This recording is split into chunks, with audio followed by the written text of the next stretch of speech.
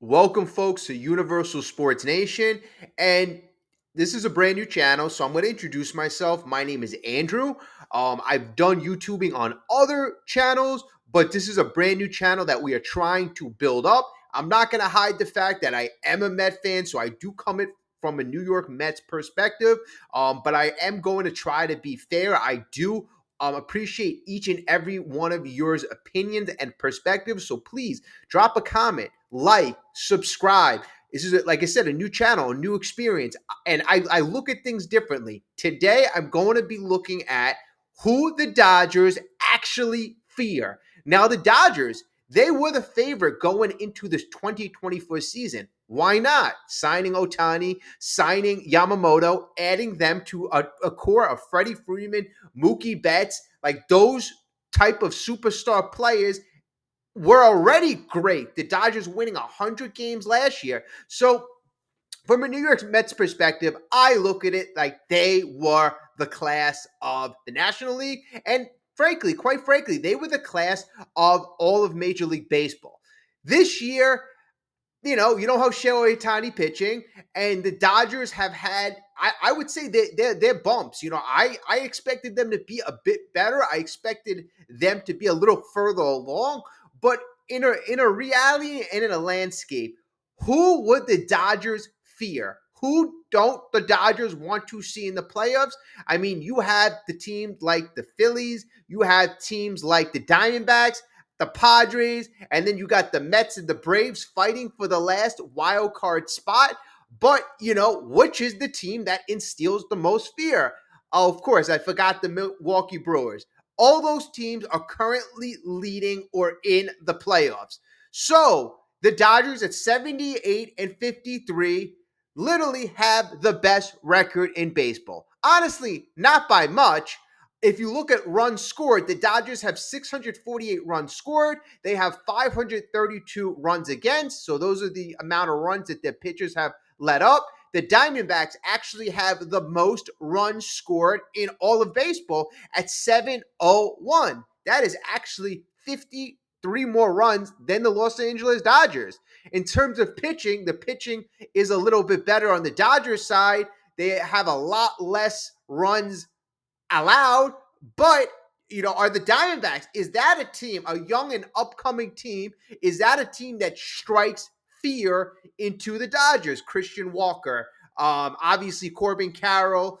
You got a lot of guys on the Diamondbacks who are younger players, but is that a team? Then you got the San Diego Padres at 74 and 58. They currently hold the number 2 wild card spot, and that's a team that the Dodgers know very, very well.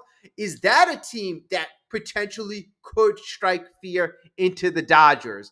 Then if you look across the United States, you can go over to the Philadelphia Phillies. The Phillies, they're a good offensive team. They have almost a similar run scored to the Dodgers. They've scored 638 runs. The Dodgers have scored 648, and their pitching is about the same.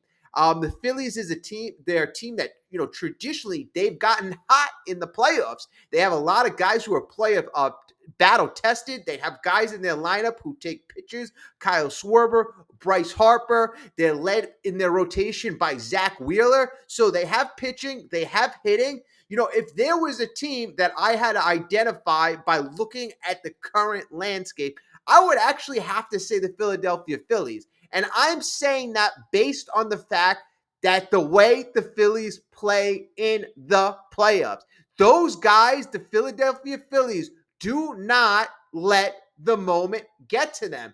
They are considered battle tested. Their players get on base. Kyle Schwarber, he has a 374 on base, 248 average, 28 home runs. Bryce Harper, again, a guy who always gets on base. This year, he's getting on base at a 363 clip. Bryce Harper has 26 home runs, 75 RBIs. Nick Castellano, he's a guy who has a little punch as well, not a high on base guy. But, there's a lot of talent on that team. Trey Turner, Alec Boehm, Brandon March.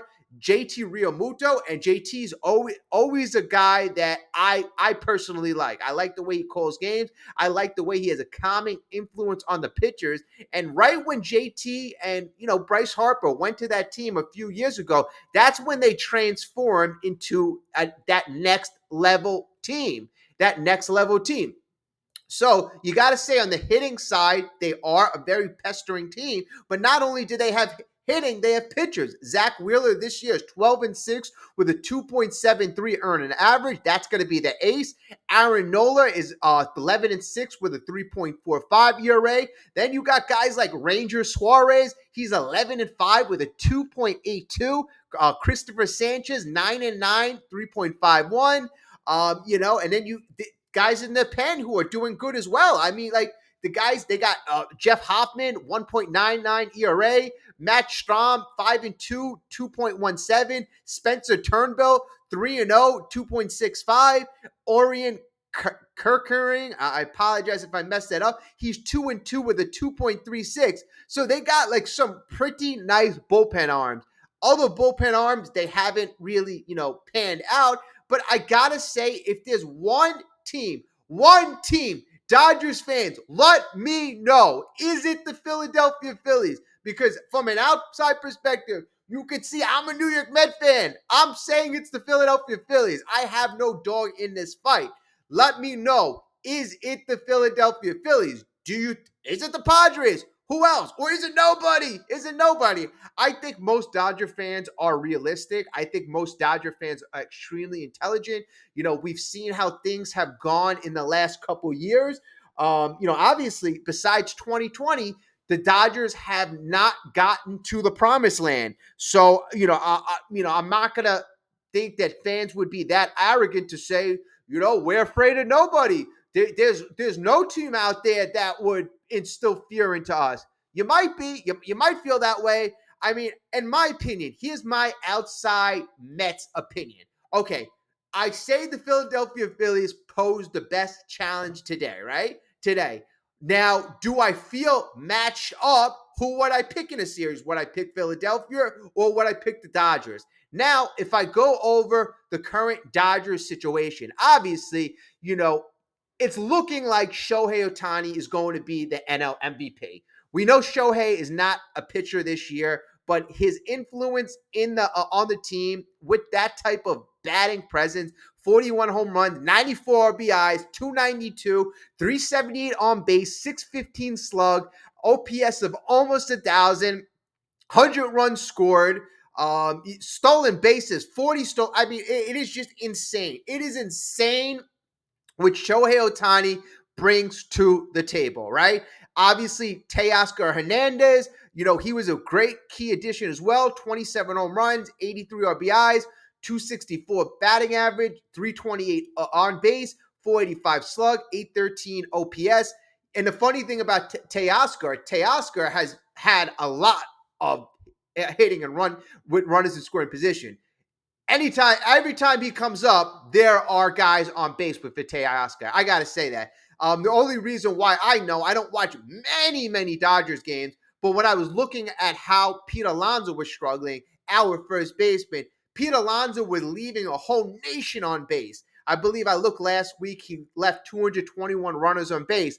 The only guy who left more runners on base was Teoscar Hernandez. So I know Teoscar is having a pretty productive season, but he has still left a lot of runners on base. I'm pretty sure Dodgers fans know that.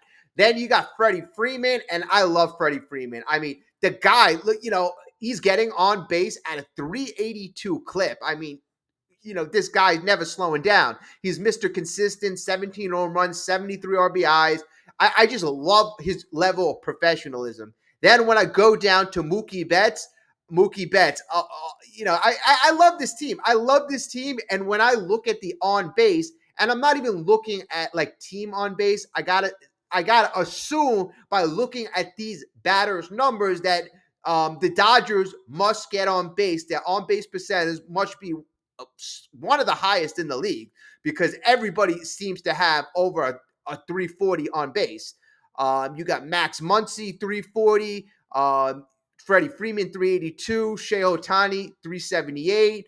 Then you got guys who are close. Will Smith, 330. Teoscar Hernandez, 330. So it's just a team that just mashes. So hitting wise, obviously we know that the team can mash. Pitching wise, pitching wise, in the past, the Dodgers have had a lot of injuries.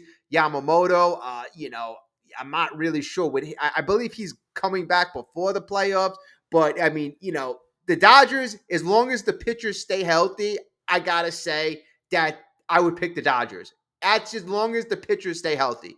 As long as the pitchers stay healthy, I'm just going to keep repeating that. As long as they have a healthy pitching staff in the playoffs, I'm picking the Dodgers. Healthy pitching staff, Dodgers. Healthy pitching staff, Dodgers. Not a healthy, if they have some injury, if Yamamoto doesn't come back, if something happens to Glass now, then I got to heavily go to the Phillies. Heavy, because their batters are battle tested as well, and they got the pitching. They got their starting rotation. They got it all set. Ranger Suarez. We already went through it. Zach Wheeler. I mean, they got guys. They got guys on their team as well. So that would be my thing. So I would say this: biggest opponent worry, Phillies. Phillies playing the Dodgers. Dodgers have a healthy pitching staff. I'm picking the Dodgers. That's it. And then we'll play it there. But that's what this video is about. Fans, let me know, what do you think? Again, who is the biggest challenger to the Dodgers? And then if that biggest challenger plays, because it could be different than the Phillies. I'm saying the Phillies. But if you're a person who thinks, no, it's the Padres. Okay, now you tell me, when the Padres play the Dodgers, who is going to win in the playoffs? And then tell me, what is the factor? Okay, the Padres will win if the pitchers are healthy, or the Padres will win regardless. I want a reason why. Tell me why. All right, well, thank you so much. Thank you for tuning into Universal Sports Nation. I appreciate it. If you stood this long, you gotta like, you gotta subscribe. I appreciate you. I appreciate every one of you. I know this is a new channel, so likes, subscriptions, they really help us out. Thank you again. I will talk to you very, very soon.